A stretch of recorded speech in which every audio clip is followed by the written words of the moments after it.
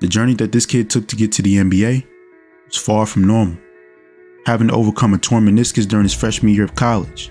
And after hours of countless rehab and redshirting his entire sophomore season, he decided he would transfer.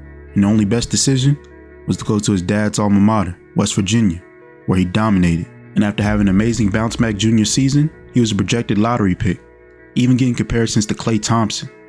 But he did fall to the 22nd pick in the Phoenix Suns, which might have been a blessing in disguise for him, because in the summer league, after a rough start, he'd end up cooking. So much so that the Phoenix Suns coaching staff decided to pull him out after only 3 games to preserve him for the regular season. The regular season is where he would play with the stars, like Kevin Durant, Devin Booker, and Bradley Beal. And after surviving training camp and preseason, all his hopes, dreams, and admirations finally come to the forefront. For Justice Wells, his NBA legacy starts now.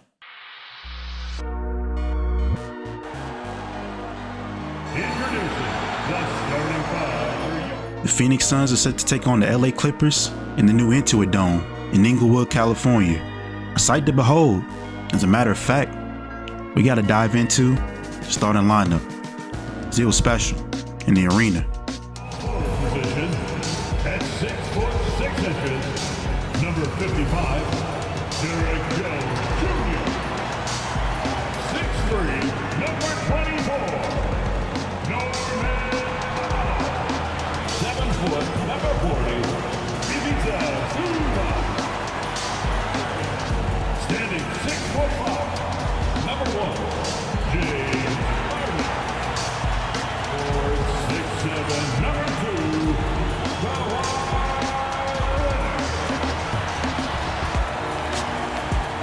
It's the opening Wednesday night of the NBA season.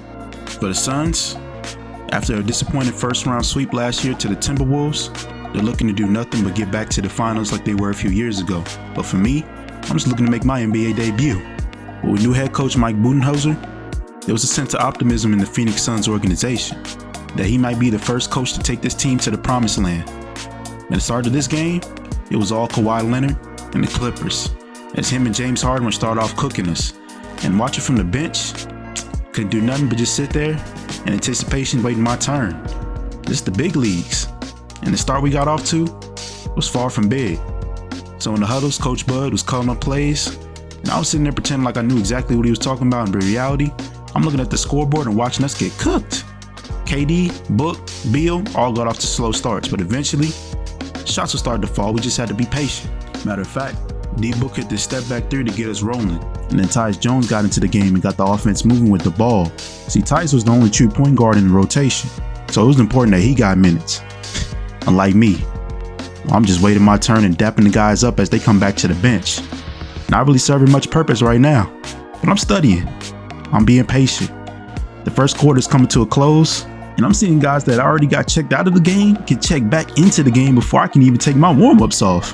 The Clippers ended up cruising past us in the first quarter, and as the second quarter was getting to the thick, Kawhi Leonard hit this fast break dunk. And at that point, we were down 16 points. And much to my surprise, Coach would look down to my side of the bench, reach out and say, "Look, it's your time." So I took my warm-ups off, made my walk down, and got ready to check into my first NBA game. And I'd be lying if I said I wasn't nervous. I had all kind of thoughts and daydreams rushing through my head at the time of check-in, but now is not the time to get into that. As the whistle blew, it was time to sub in. And as for my first assignment in the NBA, I was thinking I was going to guard Kawhi or James Harden. Silly me. The coaching staff decided it was best that I stay on Norman Powell for now, prevent him from hitting threes. And on the offensive side, my job was super simple. Get the ball out of my hands and into the superstars' hands. We don't want any mistakes. And getting into KD was easy. This man is a 7-foot sniper that could do anything. So I just gave him the ball and got out the way. And before you knew it, we started to cut the lead down in the second quarter. I'm not going to say it was because of me, because I definitely wasn't scoring the rock. But I was just keeping the ball moving and getting it to the right spots and getting spacing. And as we were making a run right before the end of the second quarter, it was clear and evident that Devin Booker just didn't have it tonight. They were starting to call him D-Brick out in the stands, but I was trying to pretend like I didn't hear it, so I didn't laugh. In the meantime, Grayson Allen was sparking up though. And for me, you can call me a gravy trainer, a front runner, whatever you want to do. But I'm out there in the NBA court for the first time. I'm trying to feel like I'm impacting winning. So I'm locking up Norman Powell and moving my feet. And on the offensive side, right before halftime, KD drained a mid-range bucket to cut the lead back down to 4. And right out of halftime, I'm back in uniform. The warm-ups, looking like I didn't even touch the court. It's the third quarter, and I'm watching the vets go to work. And I'm just sitting there anticipating, wondering if I might check back into the ball game. In the meantime, the offense is rolling with the second unit, which I thought I was a part of. By the time I got back into the game, it was the end of the third quarter and we were down 4. Really good ball game opening night on national television. At the end of the third, Tyus Jones tried to go for a layup, got blocked, but we got the ball right back. With the ball in my hands, I was told to make a post-entry pass to Plumlee. And I couldn't believe what I just saw. This man just threw up a left-handed wild post turnaround, and I got benched for it. At the start of the fourth quarter, I was sitting next to KD. He was keeping me calm, cool, collected. And then much to my surprise again, the coaching staff decided they would throw me back in the ball game at the beginning of the fourth with about 9 minutes left. And with no real stats to my name, I got a short leash to make an impact. So I decided next time I get the ball, I'll be a little bit more aggressive. I really don't got anything to lose at this point. So on the next offensive possession, I had a feeling that I was going to get involved. So D-Book kind of passed me the ball on the elbow and set me a screen. And as he did, my natural instincts took over and I instantly rose and pulled. I'm not even gonna lie to you guys. I don't even know if this was a great shot, but it felt good off my hand. And you know what? Butter. My first NBA career points, a wide open 3 on my first shot. I'm 1-on-1. To make the moment even better, I looked over to the bench and saw KD and Brad Beal hype for me. And that gave me confidence. I really got my first career points on national television. At this point, my confidence is at 110 out of 100. But I had to remind myself that we're in the middle of a thick ball game. And as we were down 5 on the next offensive possession, it seemed like I motivated D-Book as he pulled for a 3 and made it. And after that, the score was 102-100. And on the fast break, Bobo found Grayson Allen, who pulled out a crazy move out his bag and got the layup to tie the ball game with about 7 minutes left, and he was hyped too. And I was just happy to be on the court as the team was doing well. I knew my plus minus had to be really well. And on a defensive possession in the next play, I made the mistake of getting bodied by Kevin Porter Jr., who made the layup and celebrated. And the competitor in me instantly took over. On the next possession, I found myself in the corner. D-Book threw up a 3 and bricked it. But thankfully, Plumlee tapped it out for the offensive rebound and Bobo found me in the corner. And as the defender went under once again and caught slipping, I pulled up. And I got hit. I heard the whistle blow and the shot went in. I just hit an and-one 3-pointer in the middle of a very tight ball game. And I couldn't believe it. I'm talking about I had all kind of shock running through my body. I didn't know what to do for a second. I didn't even walk to the free throw line at first. But I had to remain calm and cool. I got 6 points on 2 of 2 from the field. Not to mention I got a free throw coming up to make the and-one complete. And as I paused, I wanted to make sure I hit this right. And I did. At this point, I got 7 points in the fourth quarter alone, making me the highest scorer in the fourth quarter to this point. And in a tight ball game, my man's Devin Booker was just off as he turned the ball over. And on the fast break, Bradley Beal got bodied for a layup by Norman Powell. Mike Bud called a timeout. And I was in fear that I was going to get taken out of the game with all my momentum. But thankfully, the coaching staff kept me in. With about 6 minutes left in the fourth, it was KD time. The 7-foot sniper started to take over the ball game. And this is what I used to see on TV, but now I'm on the court with it, witnessing it. It's something else. I just played my role.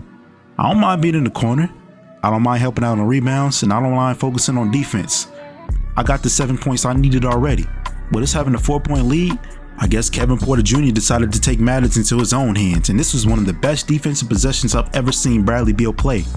He locked up KPJ, who didn't even have an eye to look up, and with the shot clock winding down, he threw up a bogus shot.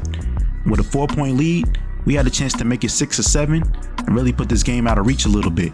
While KD tried to go for the kill shot, Nurkic grabbed the offensive rebound and dunked it. Man, Nurkic was really a great offensive rebounder, and we were lucky to have him on his team. And with a 6-point lead late in the fourth quarter, the team started to feel confidence, started to celebrate a little bit. And I was just happy to be out there on national TV making an impact. And as we were walking back to the bench for the timeout, the coaching staff told me they probably gonna lean on me to close the game and focus on defense. So I did. And I was guarding Norman Powell. And I didn't let him get any breathing room. But he did find James Harden in the paint for an easy assist. At the end of this game, I don't know what got into Devin Booker, but he really couldn't find his shot. And I got bodied down low by Norman Powell with a savvy move. And the lead was cut down to 2 that quick. On the next offensive possession, this man D-Book just threw up a prayer 3. I don't know what got into him. And on defense, he got caught slipping and let James Harden get an easy layup to tie the ball game at 112. As if D-Book didn't get enough selling already, number 1 in purple pulled for a wide open 3 and missed it again. With the game tied, Kawhi Leonard tried to post me up, and I had good position, but then D-Book overcommitted to the help, and Kawhi found James Harden wide open for 3 to get the Clippers a 3-point lead late in the 4th. And I just couldn't believe what I was witnessing on the court. And while I wanted to pull for a 3 to tie the game, I decided to be smart and let KD handle the rock. And with KD having Norman Powell on, I thought this was easy chicken, but he did a bunch of unnecessary moves and missed a layup. With less than 2 minutes left, we got to tie this game up. So we finally got to stop, and KD took matters into his own hands once again and cut the lead to 1. And he took a wild 3 after that and missed it. So with less than a minute left, the Clippers had the ball on a fast break. And James Harden decided to go all the way to the basket and got blocked by Devin Booker in a wild sequence. Oh, now we got the ball pushing down the break. And Devin Booker passed it to Jusuf Nurkic, who passed it back. And of course, D-Book did absolutely nothing with it. And I'm just running back and forth on offense and defense trying to keep my breath together. This was not what I was expecting in my NBA debut. And now, Kawhi Leonard had the ball in his hands with a 1-point lead, and it was clear that he was going to try to abuse the mismatch with Nurkic. But much to everybody's surprise, Jusuf was playing amazing defense like Kevin Love against Curry in the finals. I mean, he had this man Kawhi absolutely boxed. And Kawhi just had to throw up a prayer with 1 second left on the shot clock. And I knew it was off, so I went to go crash for the board. And what do you know? Kawhi Leonard drained a crazy mid-range shot, said something to our bench. I didn't even know he talked for real. Coach Mike B called a timeout with us down 3 and less than 20 seconds left. And obviously, it was a situation where we had to go for a quick 2 or go for a game-tying 3. The coach said decided it was best that we go for a 2 and play the foul game. The ball was either going to Devin Booker or KD. It was my job to set a screen and get out the way. That's exactly what I did. I moved out, and D-Book, much to my surprise, finally hit a shot in the 4th quarter. Cut the lead to 1 with 9 seconds left. And we fouled. And we sent James Harden to the free throw line, where he did knock down both free throws to make it a 3-point game again. Coming out of the last timeout, it was clear what the plan was. The ball was going to be in number 35's hands. He was going to have to hit a game-tying 3 to send us to overtime. And as we got out the huddle, KD reminded us that he was going to hit the shot. Full confidence. And I needed no further explanation. So the plan was to set a screen for KD to get to the corner or to the top of the key. And that was Nurkic's job. My job was to be a decoy and emergency option. And as the ball was getting ready to be inbounded, KD was somehow able to get to the corner thanks to a Jusuf Nurkic screen, and he pulled up right in front of the Clippers bench and nailed it. Big time 3 from KD. Tied the game at 119 with 6 seconds left. And just like that, I just witnessed my first big time shot, and I was hyped like I was a fan. It took me a moment to realize I was really playing for the Phoenix Suns, and I really had to make sure I locked in for the last possession on defense so that we can go to overtime. But KD said it, and he did it. And now, we got 1 possession to stop and force this game into OT. And I had one job this defensive possession: stay home on Norman and let Bobo handle his business on Kawhi. And as the clock ticked, we knew Kawhi was going to try to pull for the game-winning shot. And it looked like he had Bobo beat around the corner, so I slid to help. And as I did, he kicked it out to Norman Powell, and I got a contest. And I told myself, there's no way this is going in. And it did. A simple overcommit to help just cost my team the game. Right in front of the coaching staff. And what was a perfect opening debut for me was ruined by a simple slide. Norman Powell cashed the 3, and the Clippers went on to win the basketball game by 3 on opening night. What was a perfect comeback was ruined. And I was sick to my stomach on national television. I can only imagine what everybody's saying about me after that. Shoot, I can only imagine what my vets are saying about me right now in their head. As KD went for 31 in a losing effort. Thanks to me. As I walked off the court, I had a great night, but the ending ruined it. I had to quickly focus on the next game as we had a back-to-back. We headed out to Los Angeles to Crypto Arena, faced the LA Lakers in another national TV game. And as I barely had a chance to recover from the last game, the vets seemed to be handling it well in the locker room the game before. Most of them tried to remind me that it was just one game. I was just hoping the coaching staff seed it that way. As we got ready for the Lakers, I felt like this was a perfect opportunity for a bounce back, as KD was going against his longtime rival LeBron James.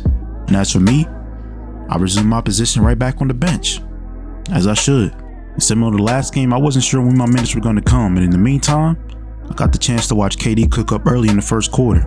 Unlike last game, we got off to an amazing start in the first quarter and the first half in general, so we were cooking. But I spent most of the time on the bench watching, still in warm-ups. Matter of fact, we took an explosive 22-point lead in the second quarter, and it was getting dark for the Lakers. But in the midst of my celebration with the guys, I realized it was getting dark for me, as the game kept ticking along and halftime came and went. In the third and the fourth quarter, I was sitting in the same position I was in the first quarter, on the bench. As the game came to a close, I had a DNP. And we got our first win of the season, and of course I was happy, but I had a certain uncertainty in my stomach. I wasn't sure what happened. Coaching staff really decided not to play me after the blunder I had against the Clippers. And that kind of hurt me and haunted me. So as we went back home to get ready for our home opener, we had practice.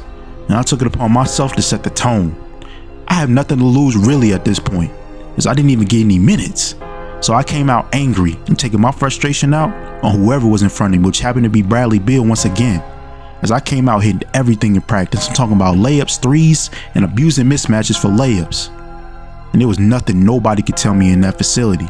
Not a coach, not a player, not a GM. If my parents were there, they couldn't even tell me anything. And on defense, I had Bradley Beal in a torture chamber. And I admit, this man KD decided to step up. He got tired of me taking over and decided to take over himself. So what happened? It turned into a duel. Me and KD was going back and forth the whole practice. I'm talking about bucket for bucket. I was looking like an elite NBA All-Star out there the way I was hooping. So much so that Bill and Booker had to double team me. Yeah, it got that crazy. I'm talking about I had the whole gym shook. The coaching staff didn't know what they were looking at. Yeah, in my head, that's the get back.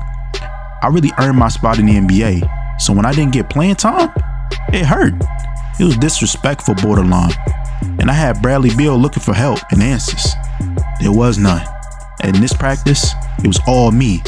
Even so much that I had a Damian Lillard moment. In our last game to 50, scores 47, 35, and I had Bradley Beal in front of me.